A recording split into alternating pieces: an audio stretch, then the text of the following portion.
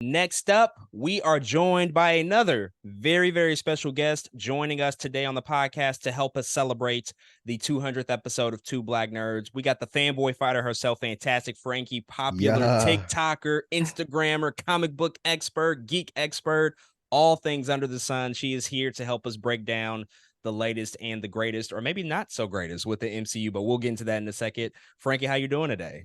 Yeah, I'm well. I'm excited. Absolutely. We're so excited to have you. And this is like a follow-up to the Flash. We did that a couple of months ago. That was a really fun conversation, obviously talking about some DC stuff. But again, as I said, we're here to talk about Marvel. We've been focusing on the Marvel Cinematic Universe. And as I've been saying, all throughout these segments, it's been a challenging couple of years for the MCU. They have been the biggest franchise for a long time, but they've now sort of reached this era where I think they're in some growing pains. There's a lot of transition, a lot of changes. Things are just a lot different on the surface with the MCU. And we're going to focus on another specific topic here. But before we do that, Frankie, I just kind of want to get a sense of your feelings with the MCU as they stand now. If you had to really Mhm. sum it up in a sentence or a phrase, how are you overall feeling about just the current state of the Marvel Cinematic Universe? I definitely think they need to refocus. Um, and it's not to say that I haven't enjoyed any of their projects as of late. Like I really enjoyed Guardians of the Galaxy, but I think one thing that's missing is it feels like a series of one shots that I'm watching, especially with all of these shows in which the characters all should be within proximity. They should all be interacting with each other, and they're all just secluded into their perspective shows. And I just think at this point they just have so much content that they're currently doing that they're not quite sure where to put the focus at this time.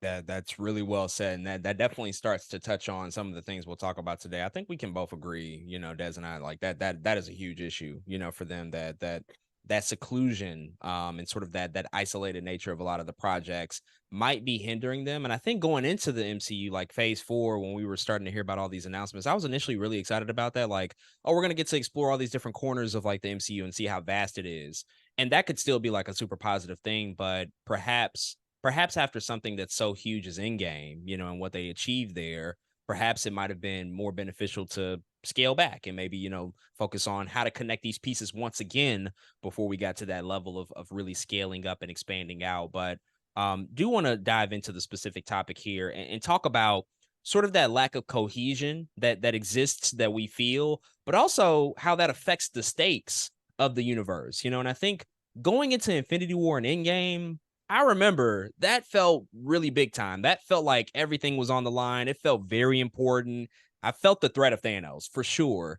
And now I don't know if that's really the case anymore, especially with how we saw things go with Antman and the Wasp: Quantumania. That really being, Kang's like huge introduction into this universe and him being, I guess, the next big bad, and just the existence of the multiverse and some of the problems that could potentially cause, and the connection that we might not necessarily be able to associate because of just the possibilities. And I don't know, it's all kind of it's hard to wrap my mind around sometimes. Like, do you feel that there's a presence of stakes? Do you feel that real emotion that anybody at any point in time could really suffer consequences, maybe die and not come back in future projects? No. There was a time that I did, and I think Ant-Man and the Wasp eliminated that for me, which is funny because Loki is what kind of put that there for me. And Miss Marvel, I felt like there was very high stakes in Miss Marvel, but seeing King the Conqueror get beat up by some ants was enough for me. I was like, all right. He gonna And hold then that L forever. he gonna I hold that L mean, Forever. forever. It He's was never coming back. awful. And not just that, it was also what's his name? I felt like Ant-Man was supposed to either die or be stuck in the quantum realm mhm. by the end of that movie. And the fact that he went home and had brunch and didn't even see like a variant of Kang, like in the streets, like nothing. Or the fact that Doctor Strange used a dark hold and like was all fine and dandy, like got Yeah. his third eye, is being recruited by I was like, nothing matters. Nothing matters anymore. Yeah, Des, when you're watching these things, it's kind of weird because it feels like that's a really great example, Frankie, like that Doctor Strange example where in one post credit Mhm. or really the ending of the movie, you see that third eye pop out and you're like, Yeah. oh shit, Right. Strange is in trouble. And then the post credit scene right after that kind of undercuts all of that tension. Like he's fine, he's good with the third eye. Like, do you feel yourself like watching these things and like witnessing how they kind of undermine themselves? They introduce stakes and then all of a sudden, maybe a few moments later, or in the case of a TV show, a couple of episodes later, it's like, wait a minute, like that felt important at that point in time, but now you just kind of undid all of the work that you set out to do to begin with. Yeah. Yeah, it Uh, happens a lot. Sorry. yeah, no, it's fine. Yeah, Secret Invasion is when I was like, absolutely, yeah, I don't care. And I felt like I could just picture the board meeting happen. Nick Fury gave this random scroll all the powers in the universe. And then she gave it to Garrick and then fought him in 5 minutes, and that was the end of the show. And I was like, they are so deeply unserious right now, and they're just trying to get things out. Um, Especially something that big of a threat, and they couldn't pull in one Avenger. They couldn't bring it. They didn't even bring up the Asgardians, who were more or less who were space refugees, just like them. Mhm. And to not have Valkyrie, to not have any of the people from Thor universe come in and talk, I was like, yeah, where's the connection anymore? It doesn't make sense not to include them, to not does, especially with the conversation about blackness versus whiteness and being accepted by the way you look, to not include the Asgardians in that conversation when they got they got an entire country to themselves, and y'all doing reconnaissance for the government, and y'all and like it was very weird to me, and I was like, what's the goal here? Like, there's no longer a goal. There's no Thanos. There's no like thread holding everyone together. Des, what were you gonna say? um, Really, pretty much what Frankie said, man. It's just happening so often where we will see this I don't know, these glimpses of like, man, this person isn't going to make it out. For instance, it goes from movie to movie. It's so weird because it feels like the directors are never on the same page, right? It feels like when Ryan Coogler directs, nobody's safe. But Right. Mhm. but at the same time, it also feels like now, as much as I love Guardians, when James Gunn directs, everybody's safe. You know what I mean? It's like Yeah. I don't. It's like project to project in which I feel somebody can the stakes are higher than other times. And so yeah, that's all I wanted to say. Is like it's just I wish the directors are a little bit more on the same page of the tone that the MCU is trying to fit at the time. Because you can very much say, oh man, Wakanda forever. The stakes were very clearly there. I mean, smoke is everywhere. And Mhm. then you can turn around and say, okay, but Ant-Man though, okay, but Guardians though, you like, you know what I mean? It's like, okay, but where are those stakes at? Who are we potentially going to lose out in those projects? And we end up losing pretty much close to nobody. So it's like, yeah, I don't know. It's just really wishy-washy, I think. What do Yeah, you think inside that change? Like, why do you think the stakes are it's so uneven now? that's a really good question.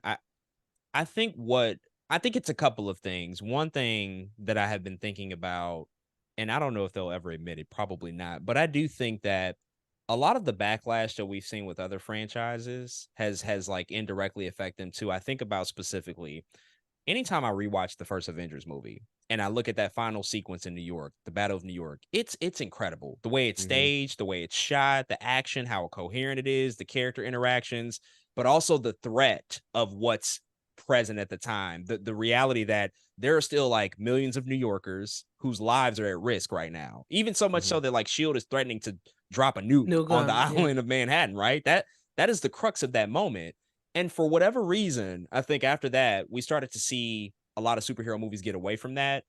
I'm gonna attribute that mostly to Man of Steel. The final act of Man of Steel, where they just annihilate Metropolis, and everybody all of a sudden had a problem with it. Like, what the hell? We don't see anybody die. What's going on here? This is too Mm-hmm. unrealistic. It's not taking into account the human factor. And I feel like every superhero movie since has taken a step further away from really putting the human element in this action, like really taking that out, where it's just like the heroes in an abandoned island, or they're somewhere off in the desert, or they're on a planet where no human exists. And like that can still be effective to an extent, but at the same time, like even in Infinity War, they're fighting in an open field in Wakanda. Like that's it. Mm-hmm. They're not in Wakanda. It's just like an open field. They're fighting on Mhm. Titan. Nobody's there. Again, it can be effective and it still works, but I think when you remove that human element, when you remove the fact that like, oh, they still have to be superheroes while they're fighting the threat, that changes like our whole perspective on this stuff. And I think it starts to amplify across the board, because even with Secret Invasion, one of the things that I was impressed about at the beginning was the fact that that terrorist incident happened at the hands of Gravik. They said like, oh, he killed like 2,000 people.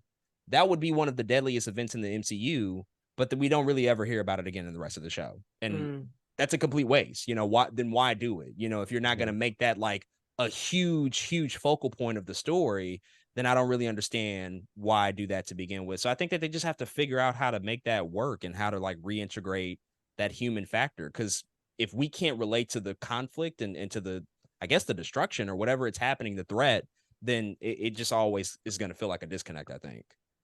Yeah.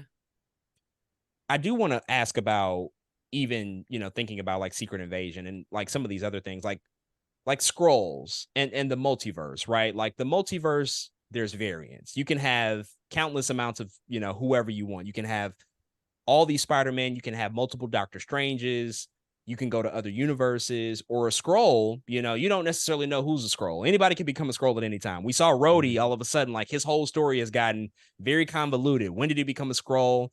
Does that also like Frankie lower the stakes for you? Like, does that also just take you out of the story a little bit, where it's like, yeah, we're watching people die. We're watching a version of Mr. Fantastic die, but it doesn't really matter because we know we're going to see him in a different form or fashion later.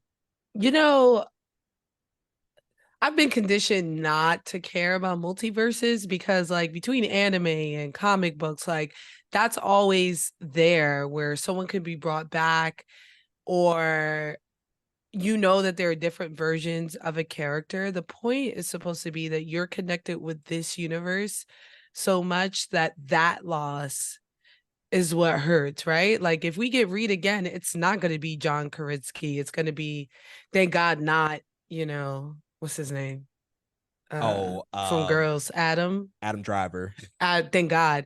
But you know, like, but it, and so I should be connected with that. Like if they replace Captain America, I'll still feel that loss. If they replace Chris Evans with some new young guy from another universe, I will feel that loss. If they replace Robert Downey Jr., I would feel that loss. And I did, right? Like I did feel when Iron Man got lost. I did feel when Queen Ramonda got killed, even if we do see her again in another universe.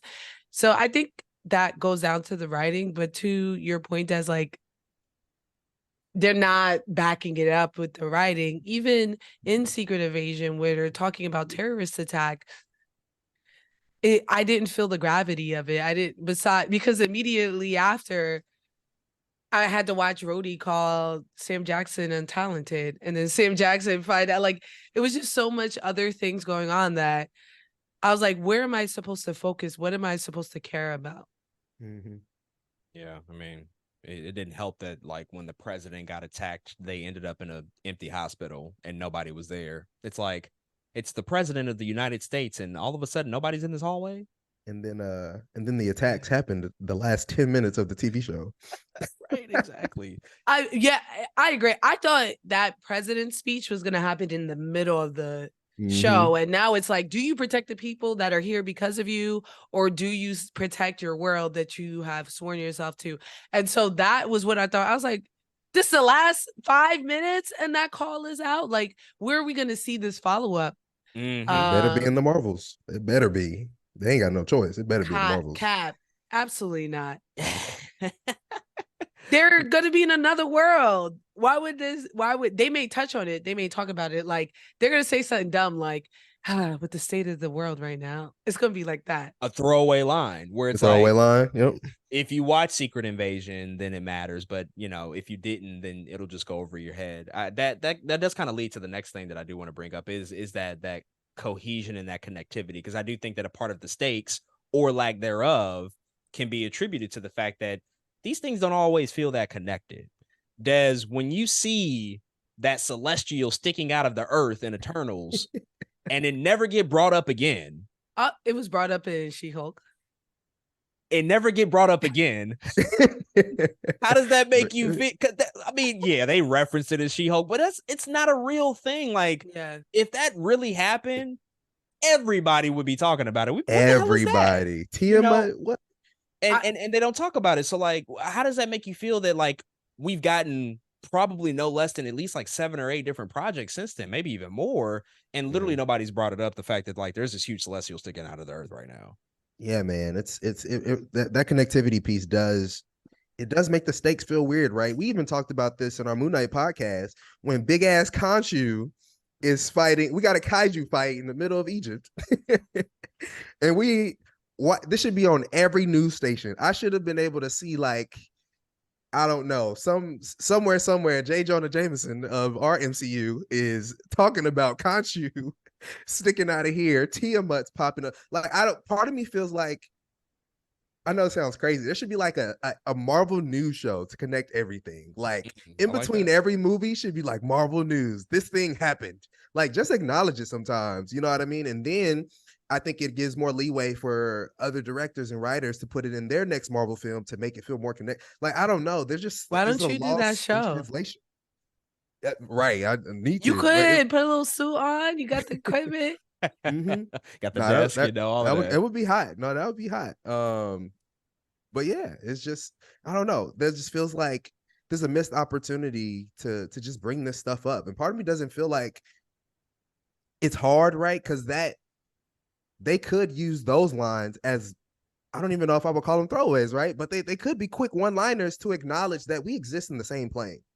You know what I mean? And so I wouldn't even call it a throwaway. It's just a quick one-liner to be like, y'all, yes, we seen that thing, and that thing is affecting people. How do we move forward? That's why I love Homecoming so much, right? It's like, look, y'all, we got all this alien technology from a whole movie. That thing existed. They acknowledged that this thing existed. Now people selling alien parts. Do that more. And that's what makes some of these movies so good. And so we need to keep that going. Things like what they did in Homecoming.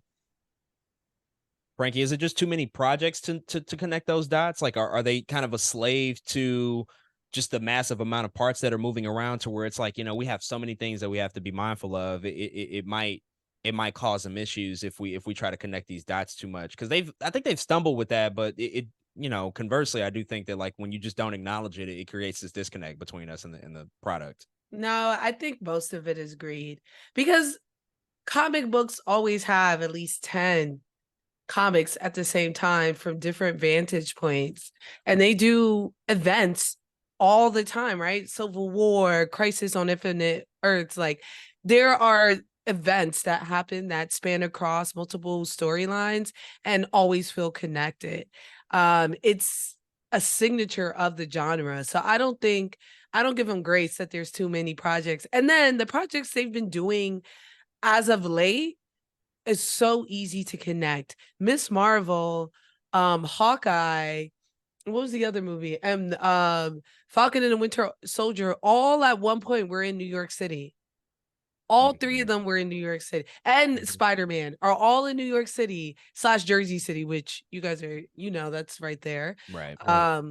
For them not to interact, for them not to watch them on TV, for them not to, like, discuss it, like, yo, did you hear about Spider-Man? Some boy named Peter Parker. Who is that? Like, things like that. Like you said, it could be a throwaway line, but it's a way to connect the worlds. Which I thought they did pretty well in the Netflix universe when they started to incorporate, like, Daredevil and all of them. They would just link for a day and dip. You know what I mean? And I think more of that would definitely work, especially with who they're lining up with the new Avengers. Miss Marvel and Kate Bishop and Spider-Man not meeting they got to. It's so odd to me. It's right. It is odd. I mean, I think we do all the work for them, because I feel like a lot of people were talking about that at that time. It was like, yo, Spider-Man's on the way. Hawkeye's out right now. It's New York City. Miss Marvel's right around the corner. We were talking about, like, the possibility of these characters meeting up, and it just never happened. You don't even have to have a creative bone in your body to do those dots. They show us that Kate Bishop is nosy. She wants to be in the mix. So you telling me that Spider-Man is opening up the multiverse and Kate Bishop don't pull up? That's crazy to me. At the Statue of Liberty that's between Jersey and New York. It's right there. That It's really right there, y'all. If you don't know, you can see it. I mean, if you just look on your phone, you'd be like, damn, I need to get down there right now because it's popping at the Statue of Liberty. I gotta go. And both of them, Kate Bishop lives downtown, and Jersey City are the closest parts of Jersey and New York to the Statue of Liberty. You can't pick closer parts. I was like, I don't get what they're doing here. Or even like them saying that Hawkeye's wife was a SHIELD agent. What are they going to do with that? What's the point in that? Yeah, they're introducing a lot of things. You know, you brought it up earlier. It's like, well, when will this pay off? Like, you are throwing it in there. It's there. We can say that it happened, but is it going to mean anything? And I worry that because there is just so much that they're juggling, it's like, I don't know if they're going to circle back to the stuff like Arasham popped up over everybody in the middle of London. It's like we just had this traumatic fucking experience at a celestial god hovering above us, and nobody's talking about it. I don't, you know, maybe Eternals 2 if it happens, but you know, it makes you wonder about just like the presence of that stuff. Frank, you just reminded me of something. Des, I want to ask you this. I don't think I've asked you this before.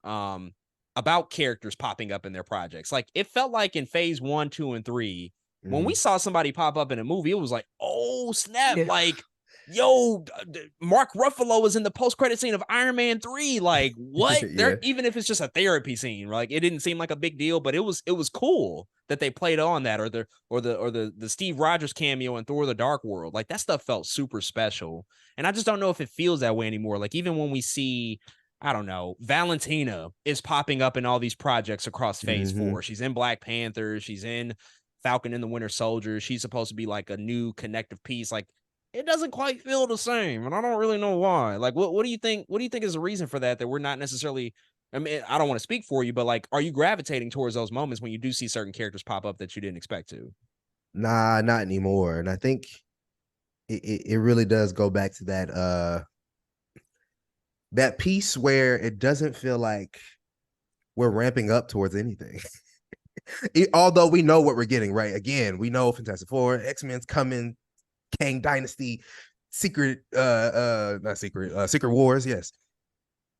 When she pops up, there's not, let's say Val, again, I'm still talking about Val. Val pops up, there's nothing in me that's like, man, I know whatever she has to say has to do with Secret Wars. You know what I'm saying? Versus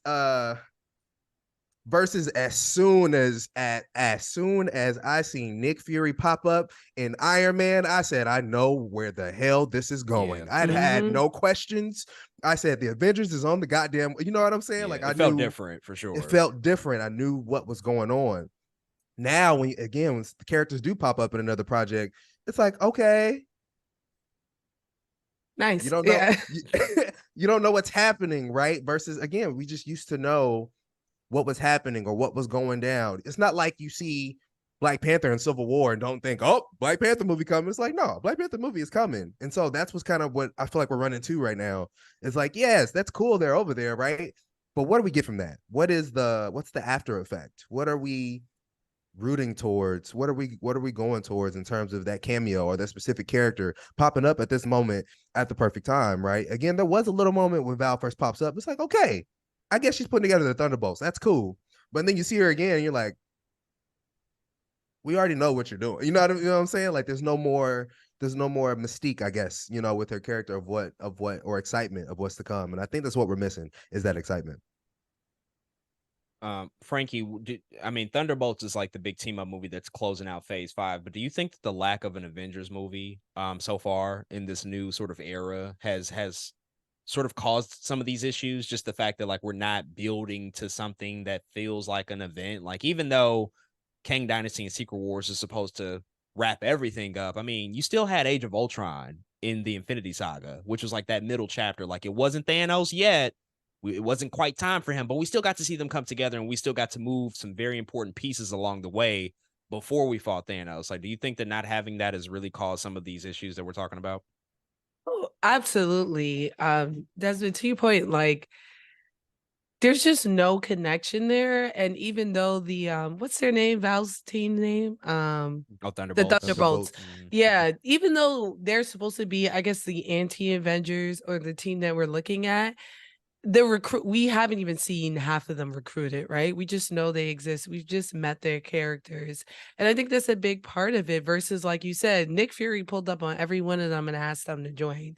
And I think that's a big piece of it. But also, like, nothing about the Thunderbolts feels original or connected to what the big threat is supposed to be for this phase or the next phase, which I think the Secret Wars, that's supposed to be the Avengers level event.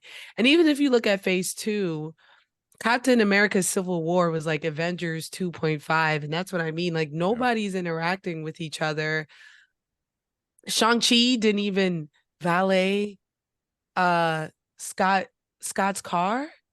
You know, like that's a big missed opportunity. Yeah. Like there's so many things that they were doing in the first 3 phases. Like you were saying, they were all in each other's movies. And now it's like they're afraid for them to touch, for them to meet. And I'm like, so you're going to do this big level threat and what they're going to meet that day? It's like, that's crazy to me. That's crazy. And who's calling them at that point? Like who's the person to bring them together? Maybe, like, I think Nick Fury is back. So I'm assuming they're going to go with that. Maybe the movie starts and it's just like Suicide Squad. Oh, we saw how well that went, right? Right, yeah. Let's just get montages of everybody with random music choices. Even with Suicide Squad, that makes more sense because the point is they're not a team. They don't work together and they don't care about each other, right? And they're strangers. So not the first one, but even the second, them finding out who each other is on the beach and like trying to work out with each other. I really like that. Even Peacemaker and what was Idris' character's name? Not Deathstroke, not Deadshot, whatever. What was it? Whatever. Was it Deadshot? No, it wasn't Deadshot. No, it's not Deadshot. Bloodsport. Bloodsport. Yeah. See, I said everybody but their name. Like them being the only two who knew each other, and then that being like the issue, them fighting, him having to come to kill him, like them having conflicting values and then not coming to a head, all came because they didn't know each other. And I think that's what worked for that specific thing. The Avengers are avenging something. Who are they avenging? Who do they know together that they want to avenge? Right? We had Phil Coulson. I was crying in that theater when Phil died, when they stabbed him. Because before then we were meeting Phil. He's right. And Phil was us, right? He was the audience, like so geeked out to meet Captain America, like so geeked out and sweet and funny. And so when he died, I was like, damn, he just. So then they gave him something to avenge. But I'm like, well, who are the Avengers avenging right now? Right. And we don't even have a character like a Phil Coulson to connect to on that level. You know, I don't really know if there's anybody right now that can have that emotional pull like he did. And I keep saying, like, at some point somebody's got to start asking questions, like who's going to be the person, like, where are the Avengers? Like, what are we doing, y'all? Like, it's a lot of shit going down on Earth. Like, we just saw the Skrulls. I think should be happy. Well, happy that, I never thought about that, but he doesn't know who Peter Parker is, but he knows who the Avengers are, probably. Yeah, that's true. Peter knows who he is, and maybe he can, bridge that gap and, figure out a way in. But they do need somebody who's gonna like start really like addressing that. Like, it's probably time we call somebody. I thought that they were gonna do it in Quantumania. Like, I thought we were really gonna lead towards something, but it just didn't happen. Scott Lang ended up exactly where he started. It was very strange. It was supposed to be Scott, I feel like, because if he died, if he went to, and his daughter came back and went to Miss Marvel, who was listening to his podcast, who went to Peter Parker, who worked with him, who you get what I'm saying? That, and if Shang-Chi actually was his valet and Sam, like there was a way to make it that it was Scott Lang, and his death would have made sense because like his Avengers are done, like we're moving on to the new Avengers, I think it Mhm. would have been a perfect bow. But they were like, nah, let's have his girl rescue him immediately. That's Immediately. a very They was bad. eating cake. Yeah. Yo, yeah. Yeah. That was a pretty bad decision. It Yeah, was just mistakes. not. It's literally the quietest I've heard a Marvel movie. Like the end of a movie, that moment was the quietest I've ever heard an audience. It was I went to the crazy. premiere and we were quiet. Like the That's red rough. carpet premiere, the actors are there. It's over, and we were all like, That's so it's rough. done. Is that we were shocked. We were waiting because especially in that restaurant, we were all talking about it in afterward. In that restaurant, we all were like, I thought King was gonna pop up at the end. Yeah. So when he didn't, I was like, I thought at least a vision of him. He just had like he made a quirky joke and then went about it. It was so odd. It was so odd. Very bizarre choice.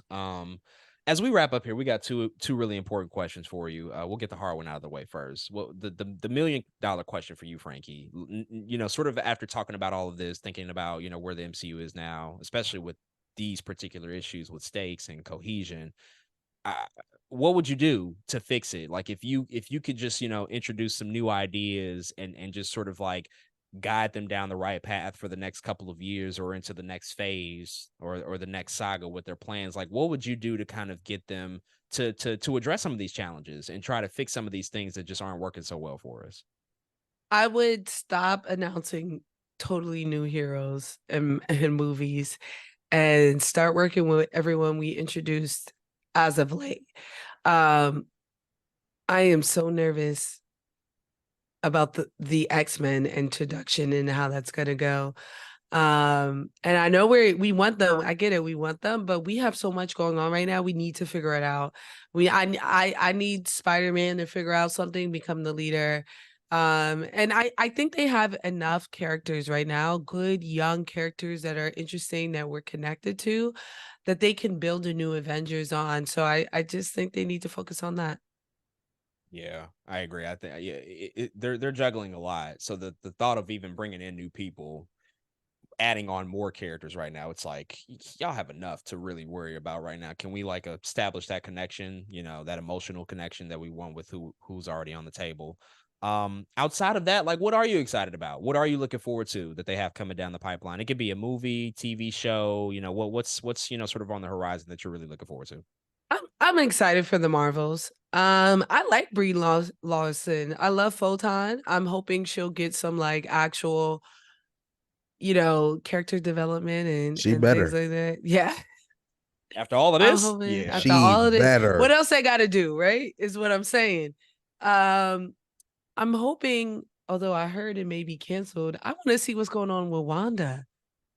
I felt like they left her story. There's so much with her in America and like there's Like where's there's that just going? so many that's going on that I'm really excited to see. And I am excited to see what's going on with Clea and Doctor Strange. I thought I did like the Doctor Strange movie, and even though I think he's a terrible human being, like the character, I thought his story was interesting. So I'd love to see more of that. Yeah. I'm really excited about the Marvels possibly being, what is it, 98 minutes long? Is that the rumor out A there? The 90-minute runtime? hitter? I I haven't heard that forever because I'm ready. all because killer, no filler. We need it. nah, it's because it's women. They said, nah, cut out what we I need to hope keep them in not. here. I hope The not. men will not sit down for 2 hours. We gotta fix this. Oh, I hope All of a that's sudden not they true, know how to Eternals. edit. Stop it. Eternals was 3 hours. Yeah, yeah. They've never done anything like sub 2 hours. So it was a surprise to see that. I'm like, what's Yeah, going on they here? said it's about 3 women and 2 of them are colored. We gotta cut this down. I'm so We, dead.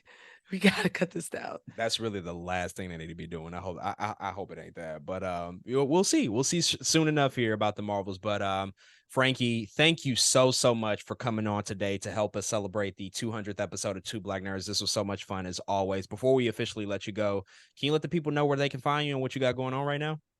Absolutely. You guys can find me anywhere at Fantastic Frankie, FRANKEY. Right now I just started Twitch. I've been streaming Baldur's Gate 3. It's my movies right now that we have all this truck work. This has been the most entertained I've been in a while. And I'm also a resident. I have a residency with Rooster Teeth and Warner Brothers Access. So I'll be in Austin, learning how to run a show, things like that. Ooh. I'm very excited at the end of next month. Oh, and I'll be at New York Comic Con. Are you guys going? Yeah, we're gonna be outside. I'll see you at Sonic Boom. Yeah. So yeah, I'll see Desmond with a camera in his hand too, right? Always working. Right, putting in that work. working. I never seen him relaxing, eating a pretzel. But congratulations to you guys. Thank you. We appreciate it. Welcome. No Love problem. Thanks that. for having me. Of course, and so proud of you and all your success. Cannot wait to see what you do next. But thank you again for hopping on today. This was so much fun, and can't wait to do it again soon. We definitely got to find another chance and another opportunity to have you on here. But until then, definitely take care, and we'll see you again soon. All right. Bye-bye, guys. Bye. Bye.